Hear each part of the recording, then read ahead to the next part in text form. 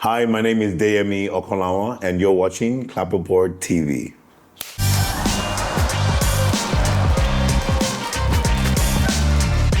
It feels so surreal to have Deyemi Okanlawon in the studio, Nigeria's biggest, strongest man, if I may use the word. And I'm referring to some of the movies that you have done, especially 3 Working Days, where you had to pull up emotions from the head and emotions from the heart.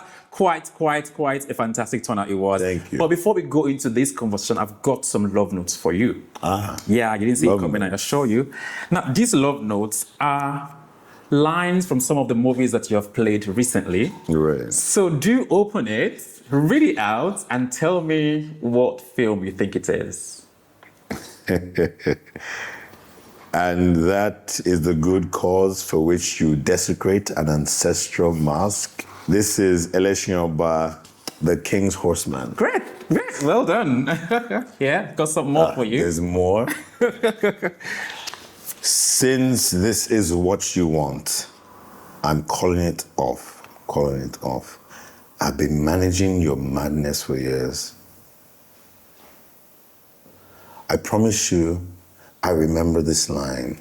I can give you some clues if you like. I'm done with you. You were... Your what? Our wife? No, you were dating a rascal, a lady. Yeah. Oh, I know. I'm gonna get to the saga. Yes, indeed. I'm gonna get to the saga. Yeah. Right. Yeah. A couple more and we were done here. Nah, this is dinner. Yes, indeed, it's dinner. This is one of my all-time favorites. It was one of the first few films that I really got a chance to immerse myself in the character.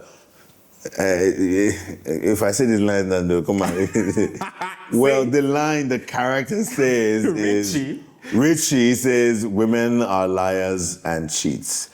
They're all full of bullshit. And he said it with so much conviction. Indeed. Dinner, yeah. Dinner. Right, final one here. Oh, there's more.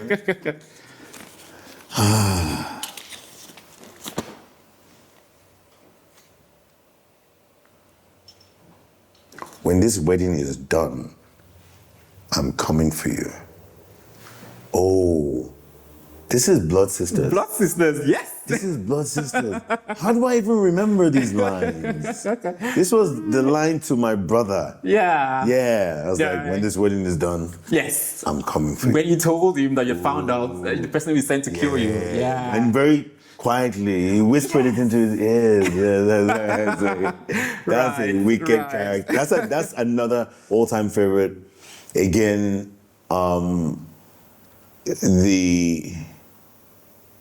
the opportunity to actually become a character. It's pretty rare, in our space. And I'm really glad, really grateful that I get these really nice roles, nice parts in nice, productions. And it's been phenomenal. Right.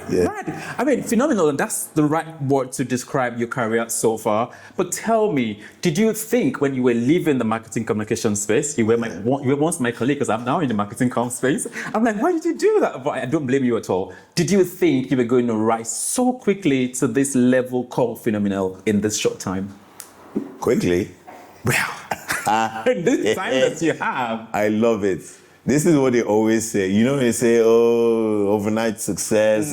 Bro, I've been at this game for at least a decade. You know what I'm saying? Like, it's been a hustle. Like, to be fair, I never saw myself acting as a career. I studied engineering. I had a career in sales and marketing. But all the while, as a kid, I used to like doing plays. I used to enjoy reading books. At heart, I'm a storyteller. I want to tell beautiful stories. And I think I always saw myself in those stories. So in my 20s, I joined a university campus fellowship, at some point in my life, as a transitionary phase in my life. And I gravitated towards the drama department. And that sort of reignited this childhood thingy that I had, and graduated from school, got a job outside of engineering, now in sales and marketing, because I used to sell stuff on campus. Right. And I got hired right out of school to keep great. selling. And then, you know, while I was doing that, I was in a big church where I was head of youth drama. And then I was also a member of the senior drama team. Right. I took it pretty seriously, as I do a lot of things. And what I didn't realize was I was actually honing a skill. Right. You know, in hindsight, I realize that now, but I was just there, just dedicated. If I'm gonna do it, let me do it well. Random conversation. And somebody just asked the question, so what else do you do? What do you do for fun? I say, I do a little bit of acting. Oh, my friends are doing an audition. Why don't you go check it out? I went to the audition, you know, I got nothing to lose. I got 2 roles for 2 different films for my first audition. Really? Yes. That's a feat. Yeah, I don't know. 2 years later, I'd done a bunch of web series, a bunch of short films. Things were popping. Sitting on my desk, I had 2 contracts, 2 offers for like really huge projects. I chose one of them, but they both required that I resign because they needed me for like 3 months. Wow. So I put my things in order. I looked at my, you know, investments and things that I set aside. You know, I said, okay, you know what, I can survive for the next 2 years. But here's what I'm gonna do. I'm gonna take 1 year off to just scratch this itch that I have. I enjoy this thing. Right. I didn't know until that audition, and I got paid 10 or 15,000. I can't remember how much I got paid. You know, and I was like, you can get paid for this? Right. Oh, wow. Okay. Pay me. So I went in, I did the first thing.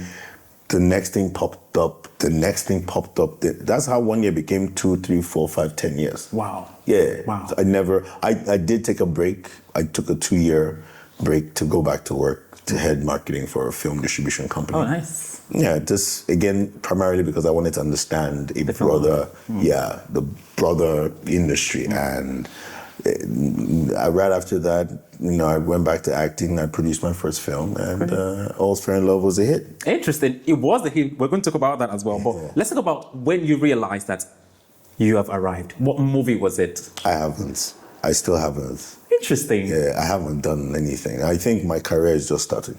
Right. Yeah, my real career is just starting. All I've been doing has been rehearsals. Ah, right. Get ready for it. Nollywood, Hollywood too. Quite interesting. Let's talk about All's Fair in Love and War. Sure. All's Fair in Love. All's Fair in Love, rather. All's Fair in Love. I left the war out. Sorry, I'm a student of theatre, so I mean, I usually just... Yes, I know. Yeah. All's Fair in Love. Right, so how did you come about all of that? And why the choice of Timini? Timini. Yeah. So, you know me, I'm a troublemaker in Nollywood. You know, all my friends, I love teasing. Yeah, indeed. I love trolling my friends. I love it. And, you know, I was just thinking, hey, there could be a story about 2 people who are, you know, at loggerheads. You know, the idea came, I was like, you know what about let it be 2 people who are friends, almost brothers, right. You know, running business together. And I've run businesses with people before. I've seen how touchy he can be. And I said, you know, let's put a woman in between them, you know. And the story started to develop, and, you know, Timini, great guy, amazing guy, phenomenal actor. I reached out to him, not just a phenomenal actor, he's a brand. He's a brand. You know? And I was like, yo, dude, what do you think about this? He loved the idea, he jumped on board, and we did the film. Interesting. Yeah. Interesting. I like the promotion as well. And I like how unconventional your promotion was. And you're like, please, I've cleared all my savings. Yeah, I needed to make that money back. My children's school fees. Now I take shoot film. But how was it? How did it perform? I mean, not financially, but from your point of view as an executive producer, how did you feel seeing the results? First of all, he made money. Great. It's so, yeah, great. I would do it again. Great. Yeah, it was a totally different experience, you know, from being an actor. It's now being responsible for a lot of different things. Right. And I guess I may have underestimated, as I tend to, I may have underestimated myself a little bit. And once I was in the thick of things, I began to realize, hey, look, I know how to guide a story into what I want it to be. Or I know how to guide, selection of locations, selection of costumes, selection of or casting, and I was able to guide even the post-production, and eventually we, put the film together. Despite the many challenges that came up, that, to be fair, I'm grateful for, because they gave me an opportunity to discover some hidden skills that I had. Yeah. Right. Interesting. Let's talk a bit more about acting. And I say that because the past few days, coincidentally, I've been consuming a couple of your works. I watched you in Swallow. Oh. And I watched you in Oba Ade Saga. Right. And I saw on your YouTube page that you did a split screen with your reaction to your love affair in Swallow and in and I thought that was really brilliant because your reaction was totally different. Totally different. Yeah. Let's tell me about the role in Swallow. Your time playing alongside Niola. How was that for you? It's interesting because that's Kunle Afolayan's film, Swallow, and it's played side by side from Gekindele's Oba Ade Saga. Pretty interesting. Let's not talk about Let's not talk about that one. But phenomenal director. I work with only the best directors. I tend to find myself on the best projects. Right. I guess because, maybe the energy that I'm putting out, helps. What's that sound? From outside? Yeah. Okay. People are laughing. Yeah. So, I guess maybe the energy that I put out, brings them my way. So, I've worked with Funke Akindele, phenomenal director, phenomenal actor, marketing guru. But in Swallow, it's a different character. And it was, story, as set in like the early 80s. We weren't then as polished as we are now. People were still trying to figure things out. Yeah. But the love affair, Niola, first of all, she's just stunning. She's beautiful to behold. So it was easy to play a character that was in love with her.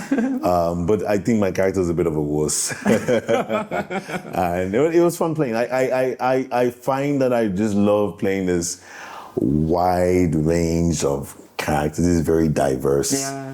I love it. Yeah, right. Yeah. Of the many that you've played so far, which has been the most challenging for you? I don't think it's like asking a woman which childbirth was the most challenging for me. Nobody's gonna or asking which child you. Yeah, it's every character comes with a different set of challenges. None of those challenges are easier than the other. It's just different. Some I have to be in the gym. That's tough. Sometimes, can we talk about Crown of Blood? Because Crown of Blood, the character is Aderemi, son of Ajasa the blacksmith, who they nicknamed the elephants, Ajanoku. Right. And so instinctively I knew, okay, I'm not big, so I need to buff up. Right. So I'm doing how many guys like doing leg exercises? If you go to the gym, most guys do upper body. Of course. Most women do, but there I am squatting, hip thrusts, leg press, because I'm like, an elephant has trunks. Right. So it's tough building a character and creating something from scratch. Of course, with the source material of the script, it's always going to be challenging, no matter what it is. Right. Yeah. Right. That's quite interesting, and thank you for bringing, into the conversation the project you're currently working on, which is a stage play, Crown of Blood. Yes. You're set to head to Coventry next week and perform the entire week. Yeah. Good. So I tell you, as an African actor playing such roles now, do you feel like you have a responsibility to tell the African story in a different type of light? Or for you, what kind of, I suppose my question is, as a leading man, do you feel a responsibility to reshape how African stories are portrayed? Do you think that's a responsibility for actors like yourself? I don't know about other actors, but my responsibility that I have chosen or what it is that I've chosen to be responsible for is to be excellent. Right? I want the world to see through me what African excellence means. And I don't think the world has seen enough of African excellence. Right. I think that so many things have happened to Africa that has tried to interfere with our ability to believe in ourselves, to believe that we can be excellent, that and even when you try to be excellent, the society, the way it's been structured, not by us, by those who came in and interrupted our process, they made it difficult for us to be excellent. So I made that commitment from a young age, really, to just be excellent and to inspire people through excellence. Movies are such inspiring things. Right. Plays, film, entertainment, live stories. Stories are very powerful. They have the power to change society. And so if I can be excellent in storytelling, then there's a chance that I can help change society for the better. Right? And even if the stories are, not particularly within the realm of social development, at least when you see me perform, you should think to yourself, this is excellence. I can get inspiration from this. People can be inspired to be excellent. And then the flip side of that, the other side of that is that I also try to tell my story. And that's why I come to interviews, because it gives me the opportunity to say, this is who I am, this is why I think the way I think, this is my background, so that people can see and understand that, wait a minute, this guy is a regular guy.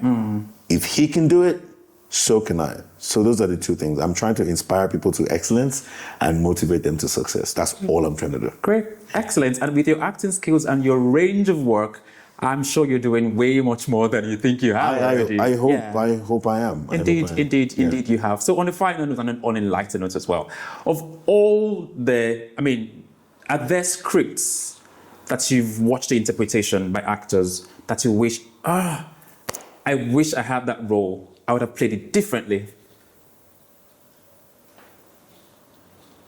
None. But there were ones in particular that you really prop the actor for. But you don't really understand is that there have been scripts or projects that have been called for, or that, there's some type of selection, and I knew, like I auditioned for Woman King. Did you? Yes, and one of my best friends got it.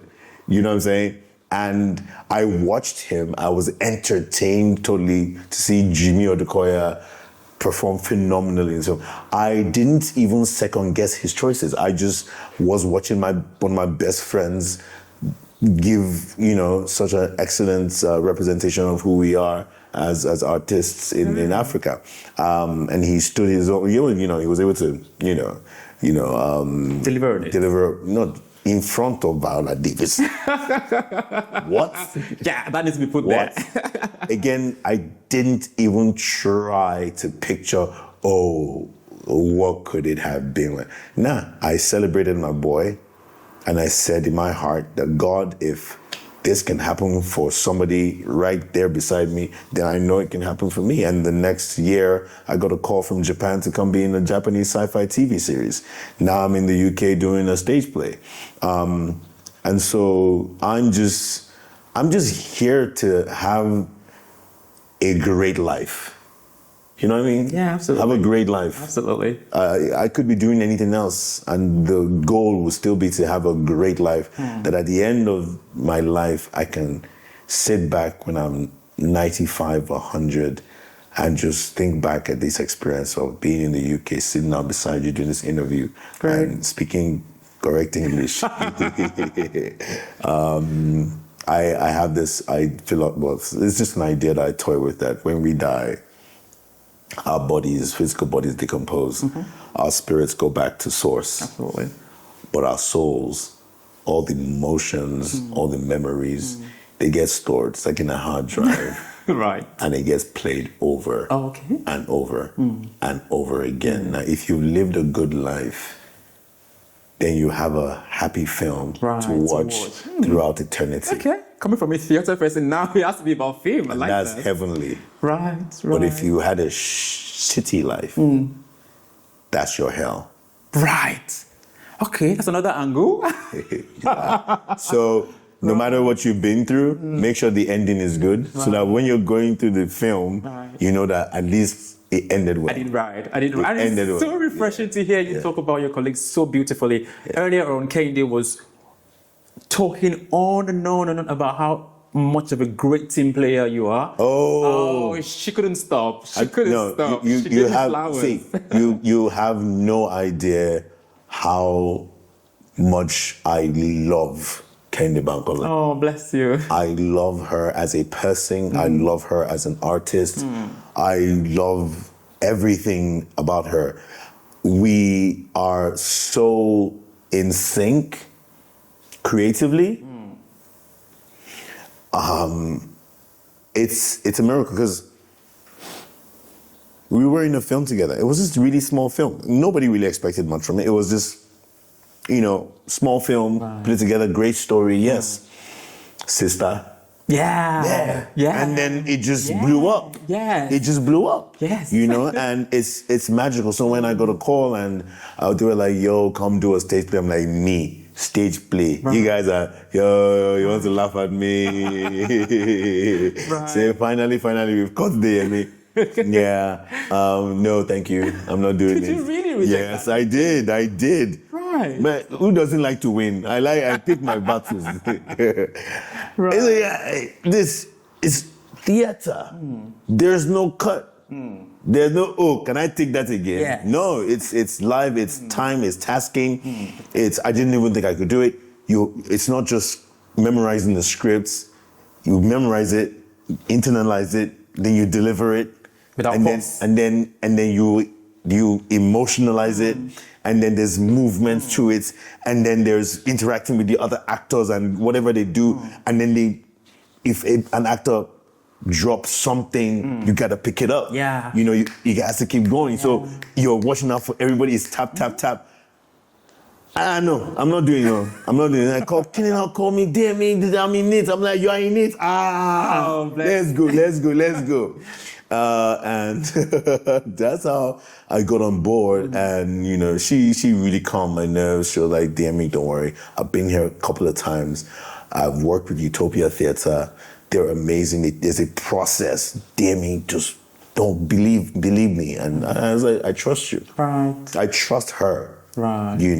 And I got here to Sheffield, my first winter, my first snow. Your first stage play? My first stage play, and I was the lead in this massive thing, and now I'm hooked. Oh, right. Interesting. Welcome home. Standing ovations every night. Absolutely. Every night. Absolutely. A very mixed crowd. Yeah. A very, very mixed crowd. So the feedback is legit real. And I'm now getting calls. Are you? Oh, I get people walking up to me. Hi, I'm a writer. I would like you to be in this. I would like you to be in that. I'm like, oh. That's what I do for you. Okay. Right. I sabi this thing. But it's been fun. Right. Absolutely. I watched you, and without a doubt, it was powerful. I say that because, of course, I've got theatre background, and I see the emotions. I see the truth in the character you were playing, and how not gullible, but believing Kehinde to the point where you had to, sacrifice it all because, of course, the genuine love you had for her. And it doesn't make you, of course, if I may go into the character. Ultimately, you've done fantastically well, and I wish you all the best in subsequent runs that you will have. Thank you. Rest assured, theatre is open. We're happy to have you. And of course, hopefully, then you go back to fame and find a way to meander between both. But I assure you, you've done so fantastically well with your performance. Thank you so very much. I appreciate that. On that note, we're wrapping up this episode of Clapperboard. It's been a fantastic conversation with the strongest man in Nollywood, if I do say so. By muscle. Yes, even by talent, because he's moved from film and now is reigning in theatre. And of course, it's Deyemi Okanlawon. Once again, thank you very much for your time. We do appreciate that. Thank you so much, sir. Thank you. Appreciate you. Enjoy the rest of the evening. Thanks. Right.